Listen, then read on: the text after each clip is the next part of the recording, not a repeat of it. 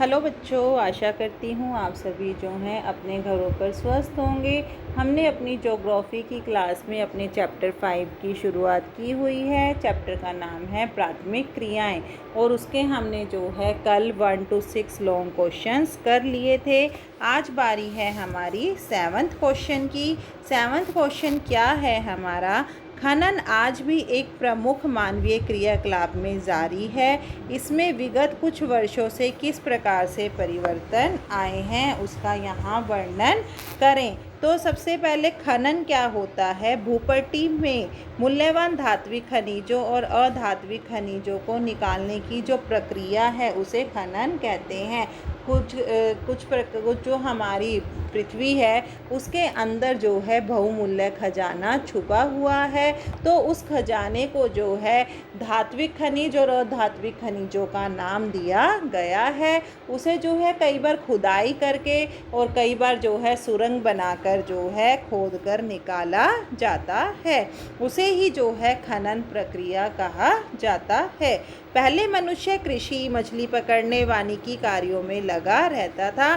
खनन का प्रारंभ सांस्कृतिक विकास और आर्थिक आवश्यकता के उत्पन्न से के बाद हुआ है। जैसे जैसे मनुष्य का विकास होने लगा, उसे आर्थिक रूप से पैसों की ज़रूरत पड़ने लगी, वैसे वैसे जो है उसने और अन्य कार्यों में दिमाग लगाना शुरू कर दिया। आज खनन से प्राप्त कच्चा माल, ऊर्जा के संसाधन, विकसित अर्थव्यवस्था वाले जो देश हैं जीवन शैली बन गई है, क्योंकि उन्हें जो है इस खनन प्रक्रिया से ज़्यादा पैसा प्राप्त होता है। विकसित व विकासशील देशों के बीच जो है अंतर्राष्ट्रीय बाजार में खनिजों व ऊर्जा के संसाधनों की महत्वपूर्ण भूमिका है। आधुनिक युग में अनेक विकासशील देशों की अर्थव्यवस्था में खनिजों का उत्पादन जो है अति महत्वपूर्ण हो गया है। खनन आज भी एक प्रमुख मानव क्रियाकलाप के रूप में जारी है। यह इन बातों से पता लगता है। क्या है वे बातें? अफ्रीका के बहुत से देशों में, दक्षिण अमेरिका और एशिया के कुछ देशों में उनकी निर्यात आय का जो है 50% से अधिक केवल खनिजों से ही प्राप्त होता है। तो अफ्रीका में जो है खनिजों को निर्यात कर दिया जाता है और उससे जो है ज़्यादा से ज़्यादा पैसा प्राप्त होता है। पूरे संसार में जो है लाखों खनिकों को खनन कार्य में रोज़गार प्राप्त होता है।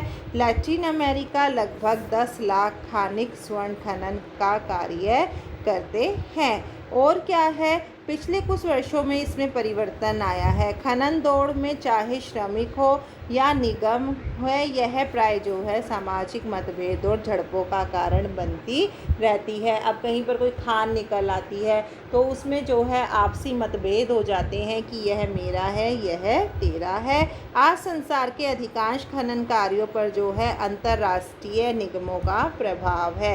मतलब जो अंतर्राष्ट्रीय कंपनियां हैं उनका जो है उन पर उनकी नज़र बनी हुई है। वे खनिज क्षेत्रों में सघन शोषण द्वारा जो है वैश्विक बाजार की सेवा करते हैं। फिर भी उनका यह कार्य जो है पर्यावरण और स्थानीय लोगों के मूल्य पर ही होता है। जैसे घाना के ओकोस्बो बांध का निर्माण 1960 में अमेरिका की एक कंपनी को बॉक्साइट गलाने के लिए जल विद्युत प्रदान करने के लिए किया गया था। इसने देश के जो है 5% अधिक क्षेत्र पर जलमग्न कर दिया।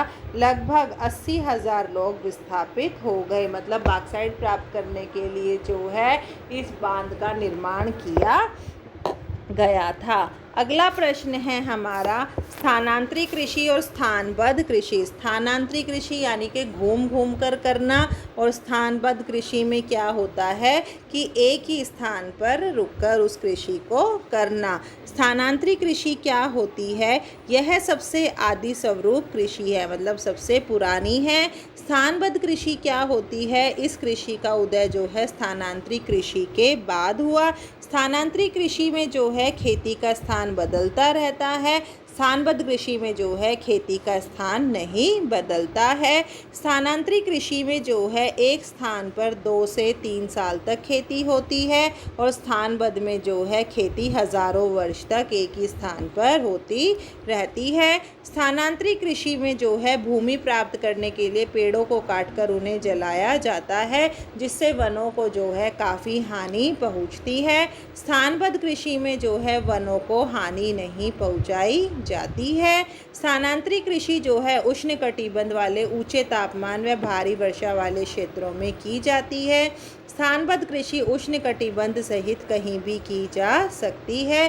स्थानांतरित कृषि में जो है बड़े ही आदिम प्रकार के और साधारण होते हैं। इसके औजार, स्थानबद्ध कृषि के औजार जो है वो नई तकनीकी वाले होते हैं। स्थानांतरित कृषि में जो है पशुओं को विशेष स्थान प्राप्त नहीं है। स्थानबद्ध कृषि में पशुपालन किया जाता है। स्थानांतरित कृषि में जीवन निर्वाह के उद्देश्य से नहीं, न कि आर्थिक लाभ कमाने के लिए, बल्कि स्थानबद्ध जो कृषि है वो लाभ के उद्देश्य से की जाती है। स्थानांतरित कृषि में जो है किसान भूमि का स्वामी नहीं होता है, जबकि स्थानबद्ध कृषि में जो है किसान या जमींदार भूमि का स्वामी होता है। स्थानांतरित कृषि पर आधारित किसी प्रमुख सभ्यता का विकास नहीं हुआ है और स्थानबद्ध कृषि में जो है महान सभ्यताओं का विकास हुआ है, जैसे दजला, फ्रात, नील, सिंधु सभ्यता। स्थानांतरित कृषि में जो है केवल खाद्यान्य फसलें जैसे मक्का, कसावा, केला, शकरकंदी उगाई जाती है, जबकि स्थानबद्ध कृषि में जो है किसी भी प्रकार की फसल उगाई जा सकती है। हमारा अगला प्रश्न है, कृषि विकास की प्रक्रिया में महत्वपूर्ण दिशाओं तथा परिवर्तनों की विवेचना कीजिए। या स्थानांतरित कृषि का आरंभ करते हुए स्थायी कृषि, रोपण कृषि और विशिष्ट कृषि जो वाणिज्यिक कृषि प्रणाली है उनके बारे में क्या क्या बदलाव आए हैं। कृषि का सबसे पुराना स्वरूप कौन सा है? स्थानांतरित कृषि। यह पद्धति आज भी संसार के कई जो आदिवासी समूह बनाकर जंगलों में रहते हैं उनके द्वारा की जाती है। इसमें वनों को काटकर जो है औजारों की सहायता से फसल उगाने के लिए खेत तैयार किए जाते हैं। कुछ वर्षों बाद जो है जब भूमि की उपजाऊ शक्ति खत्म हो जाती है तो उस स्थान को छोड़कर वो दूसरे स्थान पर दूसरे जंगल को साफ कर वहाँ रहने लग जाते हैं। उसके बाद जो अनुकूल जलवायु है, उपजाऊ मिट्टी वाले स्थायी खेती और औद्योगिक क्रांति के कारण जो है व्यापारिक कृषि का आरंभ हुआ। क्योंकि स्थानांतरित कृषि का जो है रूप परिवर्तन नहीं हो सका, अब लोग जो है अपने वाणिज्यिक रूप को, आर्थिक रूप से स्वयं को मजबूत बनाने के लिए जो है स्थानबद्ध कृषि करने लग गए थे। यूरोप में औद्योगिक क्रांति के विकास के फलस्वरूप अनेक विशिष्ट उपकरणों जैसे हल, ट्रैक्टर, बोने व काटने की मशीनें, दुग्ध धोने वाली मशीनों का निर्माण हुआ। इन्होंने कृषि उत्पादन के स्वरूप को जो है पूरी तरह से ही बदल कर रख दिया था। उत्तर अमेरिका में यंत्रीकरण ने जो है कृषक को उन वस्तुओं के उत्पादन को बढ़ाने और विशिष्टीकरण के योग्य बनाया जिन्हें अधिकतम लाभ में बेचा जा सके। इस प्रकार यहाँ विशिष्ट व्यापारिक कृषि प्रणाली का आरंभ हुआ। इस प्रणाली के फलस्वरूप जो है विभिन्न फसलें, गेहूँ, कपास मतलब जो है बड़ी मात्रा में फसलों को उगाया जाने लगा। संसार के दूसरे भागों में ऐसी ही औद्योगिक क्रांति के फलस्वरूप शक्ति चालित मशीनों का निर्माण हुआ, यानी कि विद्युत से चलने वाली या ऊर्जा संसाधनों के माध्यम से चलने वाली मशीनों का निर्माण किया गया। इसके अतिरिक्त उत्तम बीजों को अपनाए जाने रासायनिक उर्वरकों, कीटनाशकों, दवाइयों के प्रयोग से जो है उत्पादन में एक भारी मात्रा में परिवर्तन दिखाई देने लगा। व्यापारिक कृषि की विशेषताएं क्या हैं? सबसे पहली है, इस प्रकार की कृषि के में फसलों को बेचने के लिए बोया जाता है। इस खेती को बड़े बड़े फार्मों पर किया जाता है। इसमें फसलों और पशुओं को जो है विशिष्ट उत्पादन पर बल दिया जाता है। इस कृषि में आधुनिक मशीनों, बीजों व उर्वरकों का प्रयोग करके जो है उत्पादन क्षमता को बढ़ाया जाता है, जिससे कि ज़्यादा से ज़्यादा व्यापार किया जा सके। इस कृषि में किसान कई लोगों के लिए भोजन उत्पन्न कर सकता है। अगला प्रश्न है हमारा, आदिम जीविका उपार्जी और गहन जीविका उपार्जी कृषि में क्या अंतर है? आदिम मतलब पुराना, गहन मतलब ज़्यादा मात्रा में फसल को फसल का रूप परिवर्तन करना। तो यहाँ क्या बताया गया है, हमारा आदिम जीविका उपार्जी क्या है, यह विरल जनसंख्या, जहाँ पर कम लोग रहते हैं वहाँ पर की जाती है। गहन जीविका उपार्जी कृषि कहाँ की जाती है, जहाँ ज़्यादा संख्या में लोग रहते हैं। आदिम में क्या होता है, इसमें खेत छोटे उबड़ खाबड़ स्थानों पर दूर दूर होते हैं। गहन में खेत बड़े बड़े समतल स्थानों पर पास पास होते हैं। आदिम जो है, आदिम मतलब प्राचीन, यहाँ प्राचीन ढंग से कृषि की जाती है, और जबकि गहन में जो है विकसित ढंग से कृषि की जाती है। इस कृषि में प्रति व्यक्ति व प्रति हेक्टेयर उपज कम होती है, जबकि गहन में ज़्यादा होती है।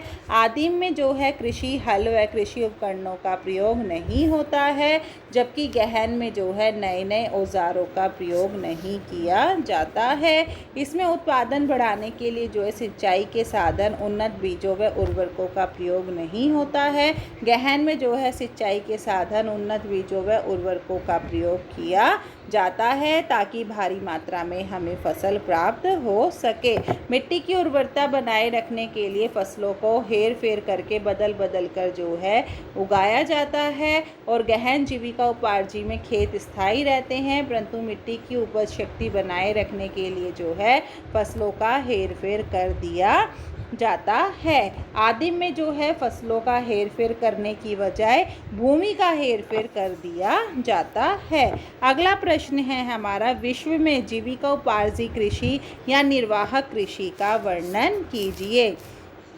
जीविका उपार्जी कृषि जो है मतलब अपने जीवन को ठीक ढंग से चलाने के लिए उगाई जाने वाली फसल। इस कृषि में मुख्यतः विकासशील देशों में की जाती है, जिसका मुख्य उद्देश्य जो है खाद्य उत्पादन होता है। इसमें कृषक ऐसी फसल उगाता है जिसमें कृषक व उसका परिवार का गुजारा हो सके। कृषि उत्पाद का कम भाग निर्यात होता है।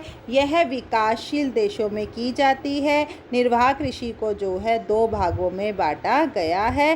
पहला है आदिकालीन, दूसरा है हमारा गहन जीविका उपार्जी कृषि, जो हमने अभी पहले भी किया है। तो आदिमकालीन इस कृषि को जो है स्थानांतरित कृषि भी कहा जाता है। यह उष्णकटिबंधीय वनों वाले क्षेत्रों में की जाती है। यहाँ जो है भूमि का एक टुकड़ा साफ कर लिया जाता है जंगलों को जलाकर, और कुछ समय के लिए वहाँ पर खेती की जाती है। जब उस भूमि की उपजाऊ शक्ति खत्म हो जाती है तो वहाँ पर जो है दूसरी जगह को साफ कर लिया जाता है और उस स्थान को खाली कर दिया जाता है। यहाँ जो है मिट्टी जो है खाद का ही काम करती है। यहाँ पर इस प्रकार की खेती में जो है साधारण औजारों की सहायता से ज़मीन को खुरचकर उसमें बीज बो दिया जाते हैं। वनस्पति को जलाने के कारण जो है मिट्टी में जैव तत्वों की कमी हो जाती है, जो मिट्टी की उपजाऊ शक्ति को कम कर देते हैं। कुछ वर्षों तक फसल की उपजाऊ शक्ति खत्म होने के बाद जो है दूसरे वन के टुकड़े को साफ कर लिया जाता है। इसमें जो है खेती के स्थान को बदल दिया जाता है, जबकि फसलों को नहीं बदला जाता है। यह कहाँ की जाती है? भारत के उत्तर पूर्वी राज्यों जैसे मेघालय, मणिपुर, त्रिपुरा, नागालैंड। विशेषता क्या है? आदिम उपकरणों का प्रयोग किया जाता है, पुराने जैसे लकड़ी के खूंटे, खुरपे। इसमें हल नहीं चलाया जाता, पशुओं की सहायता नहीं ली जाती है। इसमें खाद और उर्वरकों का प्रयोग नहीं किया जाता है। यह कृषि जो है जीवन निर्वाह के उद्देश्य से की जाती है। इस कृषि में अधिकतर खाद्यान्न फसलें जैसे मक्का, कसावा, केला, ज्वार, बाजरा उगाई जाती है, और इसमें प्रति हेक्टेयर जो है उपज फसल बहुत कम होती है। अतः काफ़ी बड़ा क्षेत्र भी जो है थोड़े ही लोगों का भरण पोषण कर पाता है। गहन जीविका उपार्जी कृषि में क्या होता है? ये छोटे खेतों पर की जाती है। अधिक पूंजी और श्रम लगाकर जो है कम भूमि में ज़्यादा फसल प्राप्त करते हैं। इस कृषि की प्रधान फसल जो है चावल होती है। यह कृषि मानसून एशिया में की जाती है, जिसमें भारत, चीन, जापान, बांग्लादेश, मलेशिया, थाईलैंड ये देश शामिल हैं। ये सभी जो है घनी जनसंख्या वाले देशों में होती है। यहाँ पर खाद्यान्नों की बड़ी मांग है। यहाँ कृषि जो है विश्व भर में 2.9 अरब लोगों का जो है भरण पोषण करती है। विशेषता क्या है इसकी? खेतों का आकार छोटा होता है, परंपरागत उपकरणों का प्रयोग किया जाता है। खाद्य फसलों की प्रमुखता के कारण जो है चारे की फसल पशुओं को विशेष स्थान प्रदान करती है।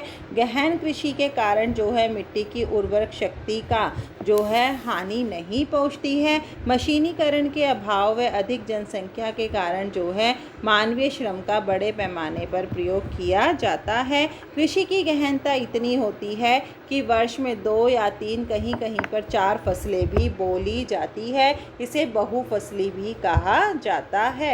मतलब एक साथ जो है कई सारी फसलें भी उगाई जाती हैं।